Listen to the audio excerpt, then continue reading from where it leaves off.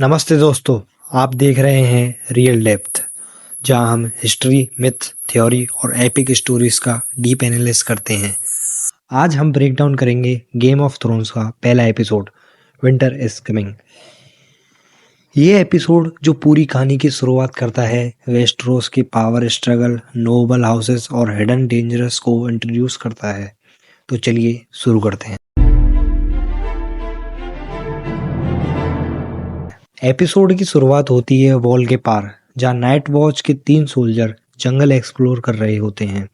वो देखते हैं कि कुछ वाइल्डलिंग्स, जंगली लोग, ब्रिचुअली मर्डर किए गए हैं और सब बॉडीज एक अजीब पैटर्न में रखी गई हैं। लेकिन असली डर तब समझ आता है जब व्हाइट वॉकर्स अटैक करते हैं।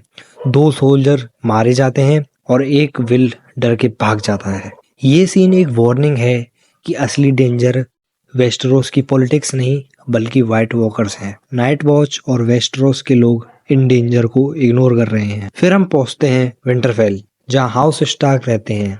लॉर्ड एडार्ड, नेड स्टार्क, उनकी वाइफ कैटलिन और उनके बच्चे रॉब, सेंसा, आर्या, ब्रैन और रिकॉन। साथ ही जॉन स्नो भी है, जो नेड का अडॉप्टेड बेटा है। जंगल में इन्हें एक डेड डियर वुल्फ और उसके 6 पपीज मिलते हैं। नेड सभी बच्चों को एक एक वुल्फ दे देता है और जॉन स्नो को एक एल्बिनो वुल्फ मिलता है जिसका नाम गोस्ट होता है। ये वुल्फ स्टार्क बच्चों का फ्यूचर का एक सिंबल होते हैं। स्टार्क्स की फैमिली वैल्यूज और ऑनर्स स्टेब्लिश होती हैं। नेड स्टार्क एक नाइट वॉच डिसाइडर विल को एग्जीक्यूट करता है क्योंकि उसने अपनी ड्यूटी छोड़ दी थी। एग्जीक्यूशन से पहले विल वार्न करता है कि व्हाइट वॉकर वापस आ गए हैं, लेकिन कोई नहीं मानता। नेड अपने बेटे ब्रेन को सिखाता है कि जो इंसान फैसला सुनाता है उसी को स्वॉर्ड चलानी चाहिए। नेड की जस्टिस और ऑनर की फिलॉसफी दिखाई जाती है। व्हाइट वॉकर्स का खतरा रियल है पर कोई उसे सीरियस नहीं लेता। किंग रॉबर्ट बेरेथियन विंटरफेल आते हैं अपनी रानी सर्सी, ट्विन ब्रदर जेमी और टायरन लेनिस्टर के साथ।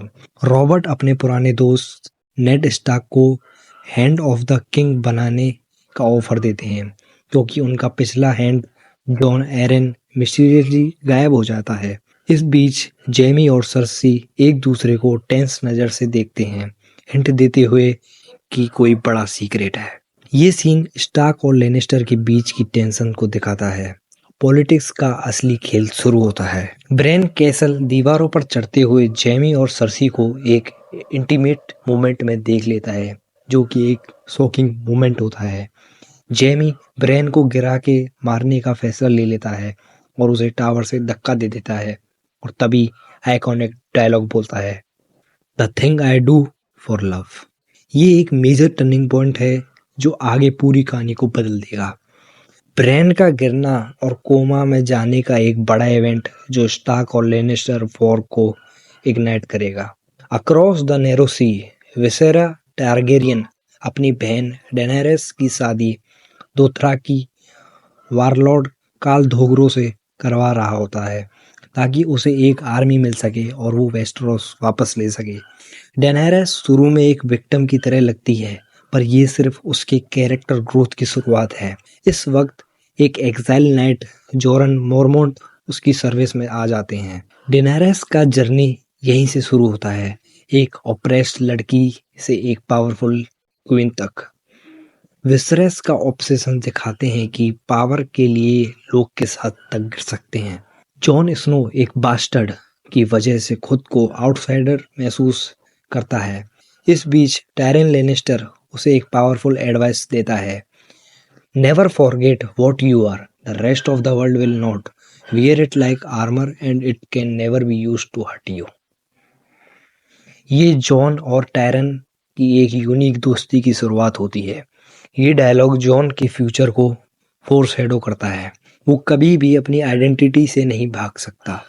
एपिसोड ब्रेन के गिरने के साथ खत्म होता है, एक डार्क एंड शॉकिंग मोमेंट जो दिखाता है कि गेम्स ऑफ थ्रोन्स एक रूथलेस स्टोरी है जिसमें किसी भी कैरेक्टर की सेफ्टी की गारंटी नहीं है। एपिसोड 1 ने जो मेजर स्टोरी लाइन सेटअप की है, स्टार्क वर्सेस लेनिस्टर की पॉलिटिक्स, व्हाइट वॉकर्स का हिडन डेंजर, डेनेरिस का राइज टू पावर और बिट्रेल का डेंजरस गेम, ये सिर्फ शुरुआत थी और आगे जो होने वाला है वो और भी ज़्यादा ब्रूचुअल और अनप्रेडिक्टेबल होगा। अगर आपको ये ब्रेकडाउन पसंद आया तो वीडियो को लाइक करें, चैनल को सब्सक्राइब करें और कमेंट में बताएं कि आपका फेवरेट मोमेंट कौन सा था। और याद रहे, विंटर इज कमिंग।